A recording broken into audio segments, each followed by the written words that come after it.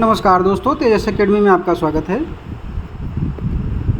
यह APS series का अगला डिक्टेशन होगा जिसकी स्पीड 85 के आसपास रहेगी। शुरू करेंगे 3 सेकंड में। वर्तमान समय में विश्व का राजनीतिक परिदृश्य बदल गया है।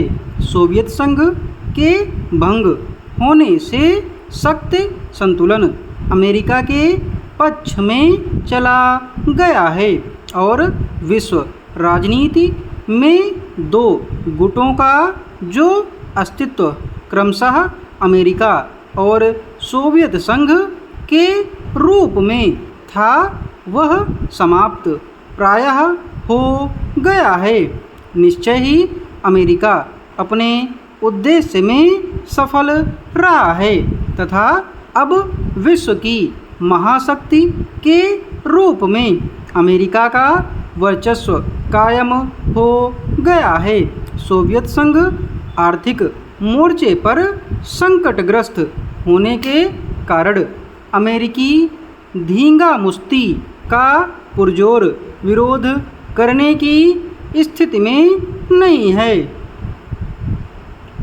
50 के दशक में जब अमेरिका और सोवियत संघ 2 गुटों के रूप में उभरे थे तब विश्व के कुछ देशों यथा इंग्लैंड, फ्रांस, कनाडा, जर्मनी आदि का झुकाव अमेरिका की ओर था तो अनेक यूरोपीय देशों एवं अरब देशों का झुकाव रूस की ओर था।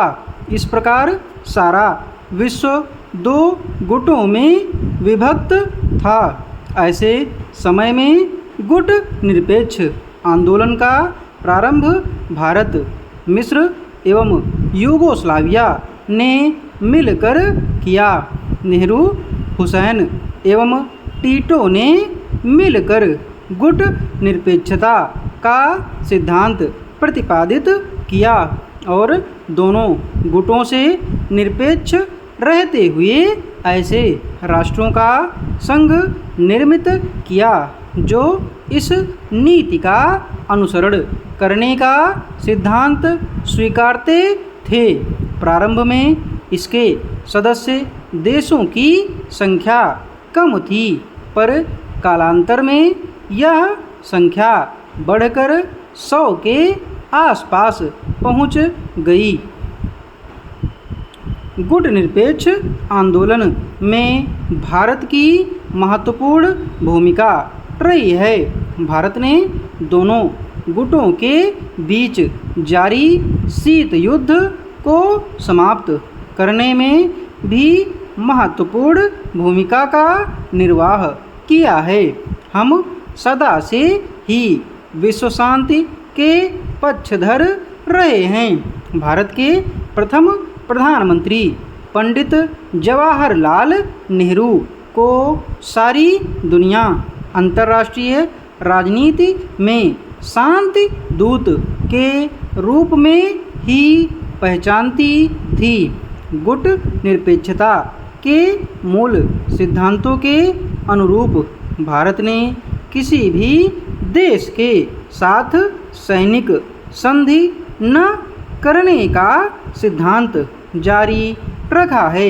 उन्होंने स्पष्ट घोषणा की थी, चाहे कुछ भी हो, हम किसी देश के साथ सैनिक संधि नहीं करेंगे। किसी देश के साथ बंधना अपना सम्मान खोना है। गुट निरपेक्षता की इस नीति का अमेरिका ने सदैव विरोध ही किया तथापि भारत को विकास हेतु अनेक प्रकार की आर्थिक सहायता देकर अमेरिका ने परोक्ष रूप से इस सिद्धांत को स्वीकृत किया है। सोवियत संघ ने भी भारत द्वारा एशिया को शांति क्षेत्र बनाए जाने का समर्थन किया। चीन द्वारा भारत पर आक्रमण किए जाने के बाद भी भारत ने गुटनिरपेक्षता की नीति का परित्याग नहीं किया। वस्तुतः इस स्थिति में भारत द्वारा किसी गुट में शामिल न होने की स्थिति विस्फोटक नहीं हुई तथा भारत की विश्वसनीयता भी तीसरी दुनिया के देशों में बढ़ी।